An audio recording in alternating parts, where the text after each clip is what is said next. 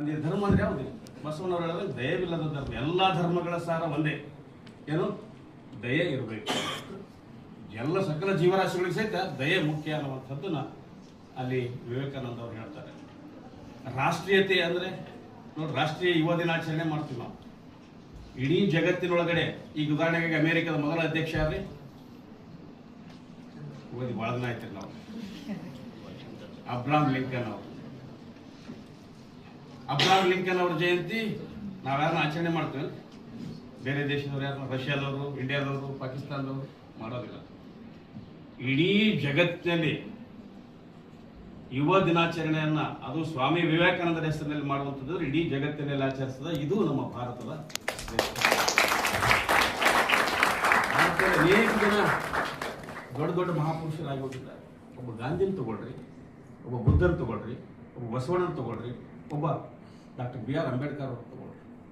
ಎಂಥ ಮಹಾನ್ ಕೆಲಸವನ್ನು ಮಾಡಿದರೆ ಇಡೀ ಜಗತ್ತಿಗೆ ಒಂದು ಒಳ್ಳೆಯ ಒಂದು ಸಜೆಷನ್ ಅನ್ನ, ಒಂದು ಸೌಹಾರ್ದದ ಬದುಕನ್ನ, ಒಂದು ಆದರ್ಶದ ಬದುಕನ್ನು ಅವರು ಕೊಟ್ಟು ಹೋಗಿದ್ದಾರೆ.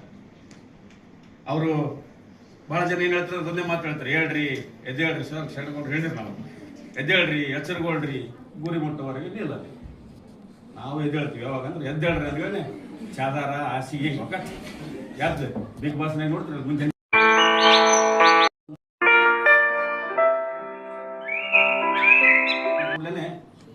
ಒಂದು ಘಟನೆ ನೆನಪಿಗೆ ಬರ್ತು ನಮಗೆ. ಯಾವುದು?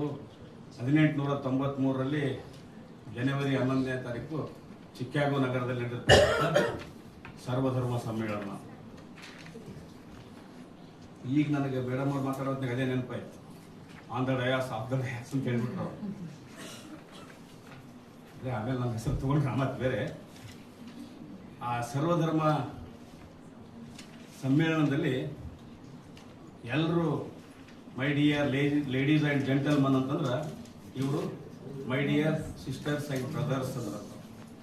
ಆವಾಗಲೇ ಸುಮಾರು ವಿಷಯಗಳ ಕಾಲ ದೊಡ್ಡ ಕರತಾಡನ ಅಲ್ಲಿ ಉಂಟಾಯ್ತು ಸಭೆಯೊಳಗೆ.